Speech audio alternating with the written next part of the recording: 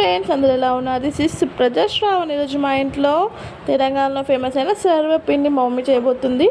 దానికి ముందు కావాల్సిన పదార్థాలు: పిండి, బియ్యం పిండి, శనగపప్పు, నువ్వులు, కారం, ఉప్పు, జీలకర్ర, కళ్యామాకు, ఉల్లిగడ్డలు వేసుకొని మంచిగా చపాతీ పిండిలో ఇలా కలుపుకోవాలి. కలుపుకున్న దాన్ని మంచిగా మద్దతు వేసుకుంటూ కలుపుకోవాలి.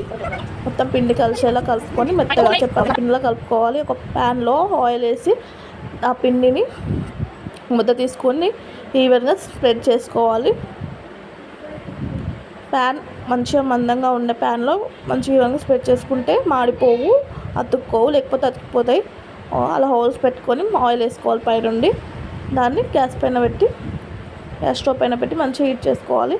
తర్వాత ఇంకో ప్యానం కూడా అలానే ఈవెన్గా స్ప్రెడ్ చేసుకోవాలి. చూడండి ఫ్రెండ్స్, ఎంతమందికి ఇష్టం ఉండదు సర్వపిండి అంటే? తెలంగాణలో ఆల్మోస్ట్ అందరికీ ఇష్టం ఉంటుందేమో కదా.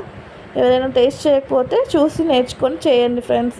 ఈ మధ్యకాలంలో బయట కూడా దొరుకుతున్నాయి సర్వపిండి అంటే. ఇప్పుడు తెలియని వాళ్ళు ఎవరు లేరు. రోడ్ సైడ్ కూడా పెట్టి అమ్ముతున్నారు.